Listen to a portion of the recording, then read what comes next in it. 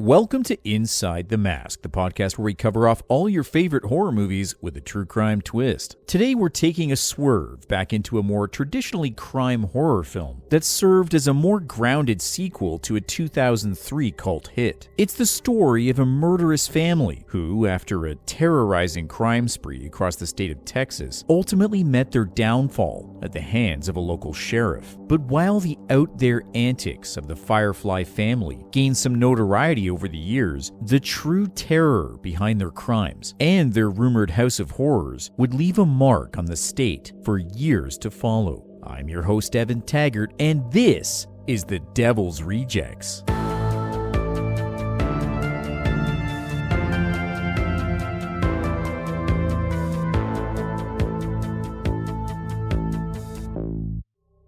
On May 18, 1978, heavily armed local state troopers led by Sheriff John Quincy Wydell stormed the Texas residence of the now infamous Firefly family, who had, as would soon become apparent, committed more than 75 murders in Ruggsville, Texas in the years prior. Now, authorities at the time here were acting on information regarding the recent disappearance of 4 traveling teenagers who vanished without a trace while on a road trip through Ruggsville in October of 1977, as well as 5 additionally missing traveling cheerleaders who disappeared in the same area during the same approximate time frame. Now, these cases were being treated as missing persons, and as such, 2 lead investigators, named in reports as George Wydell and Steve Naish, had been assigned to the case and were actively tracking the last known movements of the victims prior to their actual disappearance. And in a shocking event that sent the Ruggsville State Police into a 7-month frenzied search, both responding police officers investigating the case also seemingly vanished. Their disappearance would remain a mystery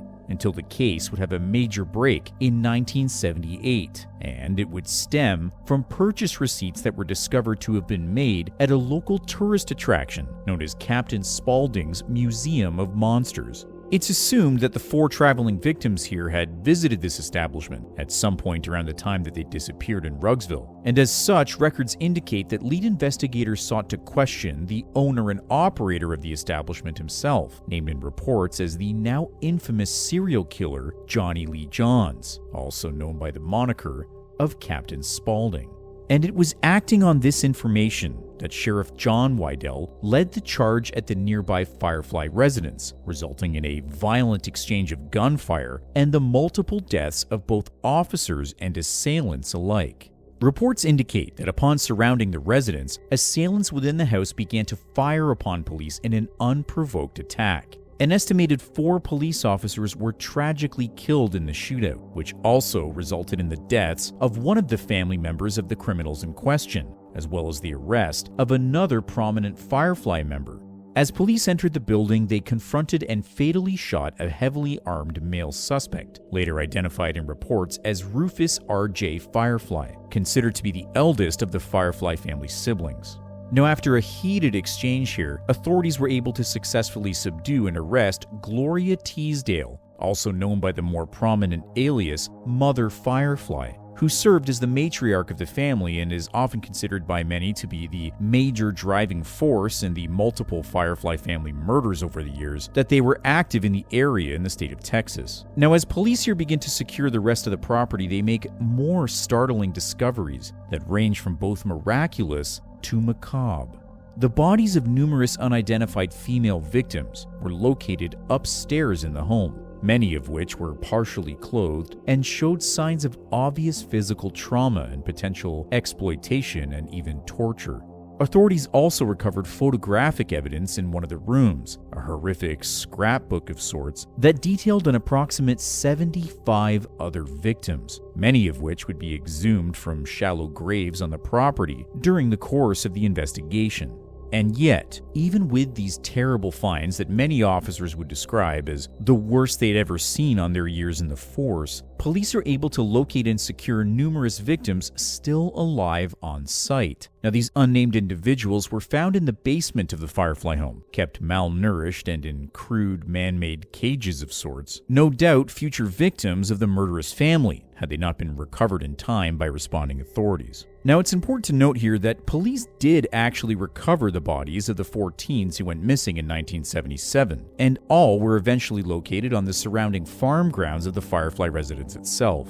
Upon searching further, police discovered a series of underground tunnels beneath the home, containing mass graves and human remains that were confirmed to match DNA samples provided to the victims in question. In addition to this, while not officially confirmed by police reports, it's believed that the Firefly family likely murdered and disposed of officers George Wydell and Deputy Steve Naish in 1977, after their patrol car was found partially concealed on the grounds as well. Police believe that the officers likely responded to the scene at some point during their own investigation into these disappearances, and as such were murdered by the family and buried and concealed somewhere on the property with the other numerous victims in the case.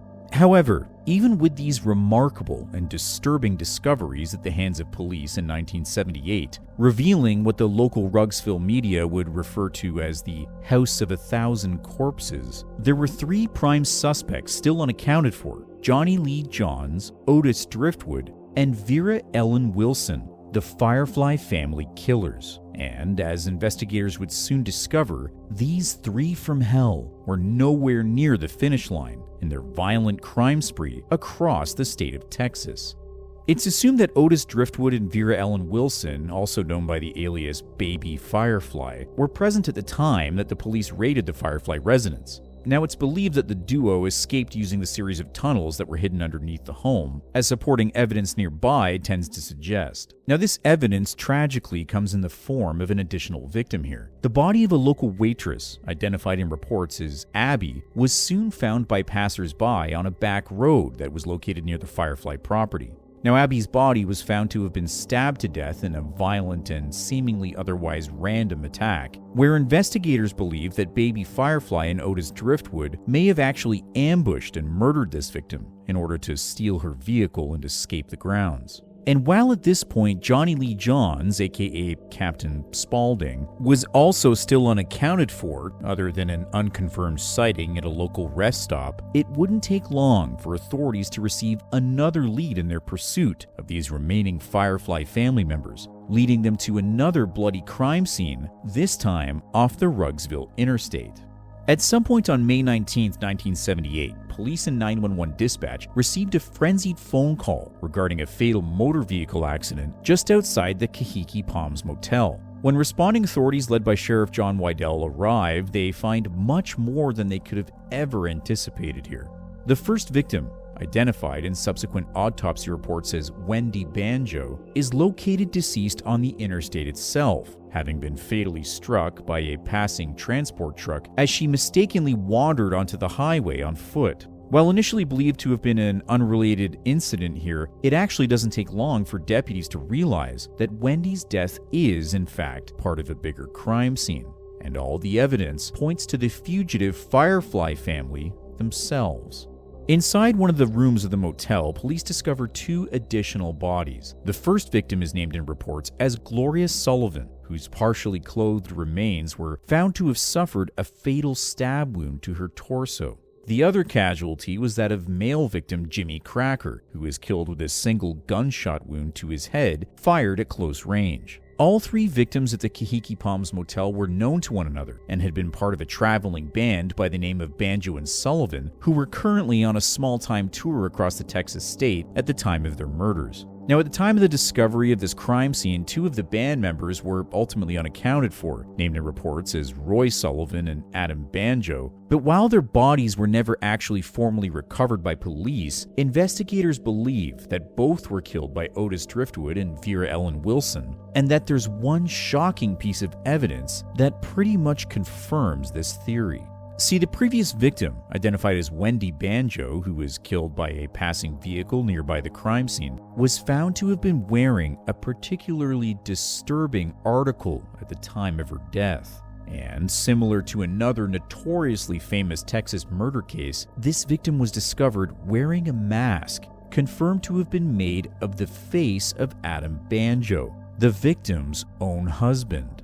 It's suggested by coroners and forensics here that Adam Banjo likely had his facial tissue removed at some point during his actual murder, and as such, the tissue was likely placed on victim Wendy Banjo by either of the Firefly siblings as they kidnapped and terrorized the Banjo and Sullivan band at the Kahiki Palms Motel in 1978. This also lends to the theory that Wendy wandered out into traffic potentially because she couldn't see out of this extremely macabre and disturbing mask made up of the facial tissues of her former partner. Investigators believe that these violent murders were likely committed with the intention of commandeering the motor vehicle that was owned and registered to victim Roy Sullivan, given that the Firefly killers likely would have wanted to switch vehicles to avoid police suspicion and potential identification. Now, this theory is further supported by the discovery of the car that was owned by a prior victim, Abby, which was found parked and abandoned in the lot of the Kahiki Palms Motel itself.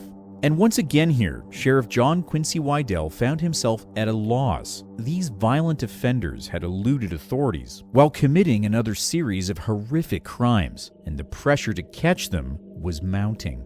It's at this point in the investigation that the waters tend to get a little murky as to what exactly transpired, both as to what resulted in the Firefly family's downfall and what kind of tactics the Rugsville Police Department utilized to track and apprehend the killers in question. See, at some point during the following days of the Kahiki Palms murders, Gloria Teasdale, again more prominently known as Mother Firefly, was being detained at a local jail in the Rugsville Sheriff's Department. However, during her incarceration, police notes indicate that the suspect unexpectedly died, and her cause of death definitely raised some questions in the media and beyond. There's reports that suggest that Teasdale died from stab wounds that were assumed to have been self-inflicted, and others that she simply died of natural causes. But most interestingly, autopsy details were not properly filed here, meaning that the circumstances surrounding this controversial killer's demise in police custody could never actually be fully corroborated by any known person. In addition to this, financial records attributed to both the Rugsville Police as well as Sheriff John Wydell himself suggest that large sums of cash withdrawals were made from both associated banking accounts made out to the services of one Billy Ray Snapper and another male individual identified as Rondo. However, there's a catch here. Both of these individuals had criminal records and were known in the area as none other than professional bounty hunters. Now, yes, there's no actual confirmation or official police statement that suggests that the Rugsville Police employed the services of bounty hunters to track and apprehend the fugitives that were now coined in the media as the Devil's Rejects. However, the cash payments do raise some pretty interesting questions here, and in addition to the details surrounding just how Sheriff Wydell managed to detain the Fireflies in the final crime scene at the Firefly residence, seemingly single-handedly, also tend to lend to this bounty hunter theory. Either way, at some point during the pursuit of the three Firefly family fugitives, authorities respond to numerous 911 reports in the Rugsville area regarding a blazing fire, and as first responders narrow in on the location, they come to another shocking revelation. The residence in question is none other than the Firefly house, a prior crime scene and established house of 1,000 corpses, now ablaze and completely engulfed in flames. And while responders would recover a body from inside the home, police first locate a more prominent victim on the outside surrounding the Firefly property, and that casualty was none other than Sheriff John Quincy Wydell himself. Now, the details here are again pretty murky as to how lead investigator Wydell ended up back at the Firefly property and whether or not he caused the blaze in question, but there are important pieces of evidence here to suggest that he may have at least had some involvement. John Quincy Wydell was killed by a massive trauma wound to his neck that resulted in the severing of his spinal cord and ultimately restricted airflow to his brain, killing him almost instantaneously. Now, blood samples from his clothing were confirmed to have been a DNA match to at least one of the Firefly fugitives, suggesting that they may have at some point been present at the crime scene. And in addition, samples of fabric tested also confirmed trace samples of gasoline on Sheriff Wydell's clothes, which was determined to have been an ultimate catalyst to the blaze that consumed the nearby Firefly home itself. And as mentioned, police did recover a second casualty inside the residence, and reports indicate that it was, in fact, a Firefly family member, though it was not any of the 3 fugitives that were currently on the run from the law.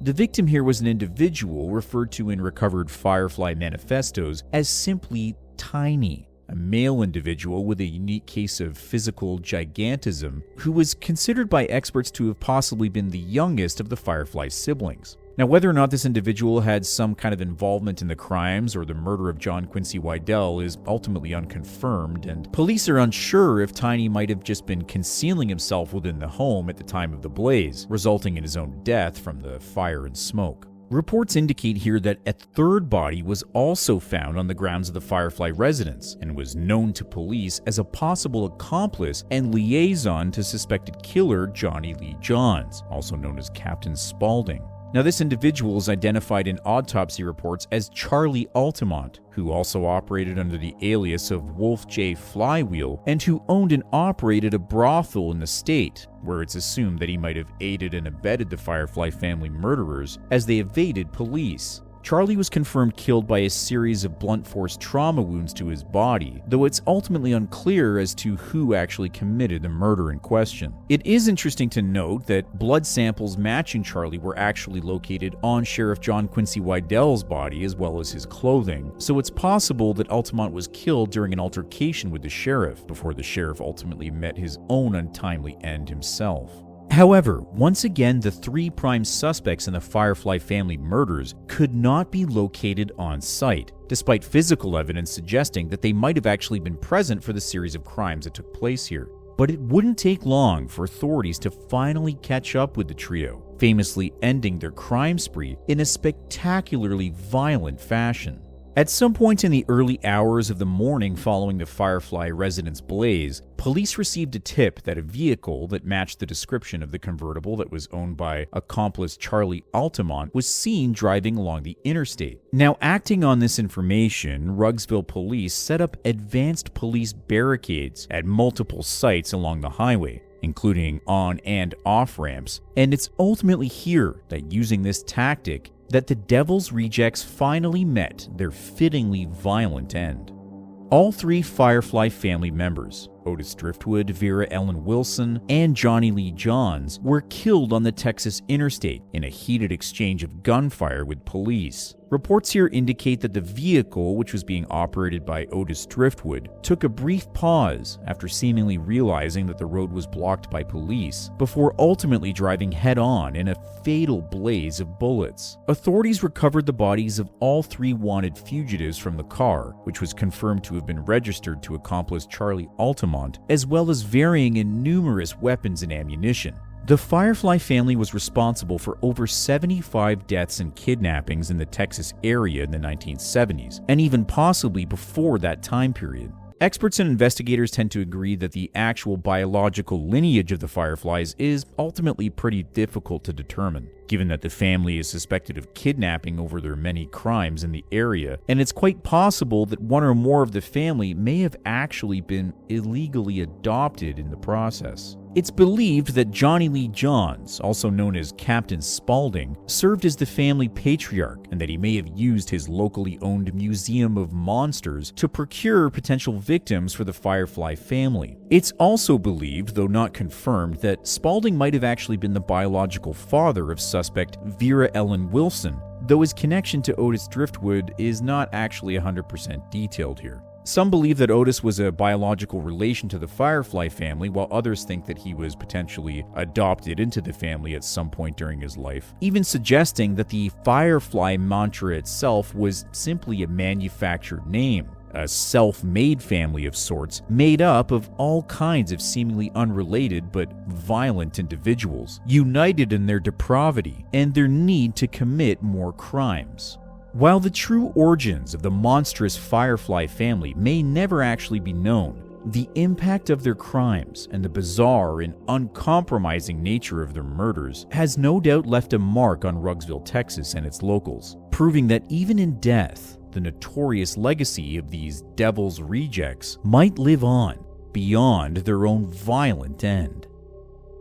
Thanks for listening to our true crime spin on The Devil's Rejects. It's hard to believe that this came out like 20 years ago, but here we are. Devil's Rejects is the sequel to the cult hit House of a Thousand Corpses, and while the two films are stylistically very different, I made sure to include elements of both in this true crime twist. Filmmaker Rob Zombie tends to be a bit of a polarizing figure in the movie world, and while some of his work is admittedly not great for me, I think Devil's Rejects might actually be his best film. The characters are so depraved and terrible, but at the same time, they're written in such a way and with some fantastic scenes and dialogue and performances that by the end, you might even catch yourself rooting for them, despite the no doubt terrible things that they've done in the process. If you're curious, House of a Thousand Corpses is available on Shudder or Prime right now, and The Devil's Rejects is available to rent on the same services. I'd highly recommend checking them out if you haven't seen them, but be prepared for some seriously vulgar writing and dialogue. You gotta kinda know what you're getting into with Rob Zombie stuff. So if you don't think you can stomach that kind of thing, that's okay, but maybe it's not for you. Now I have to mention that yes, there is a third entry in the franchise titled 3 from Hell, where the Fireflies actually survive their iconic shootout with police and go on to do a bunch of other things that don't really amount to anything, to be quite honest. But really, and I hate to say this, I thought that movie was straight up just terrible. And it's one of those sequels that really diminishes the greatness of what came before. As such, I made a few quips towards it in this true crime twist, but ultimately decided to omit the story for the purpose of this episode. It sucks, man. I'm sorry. And that's it for this week's episode. As always, I'm your host, Evan Taggart, and this has been Inside the Mask.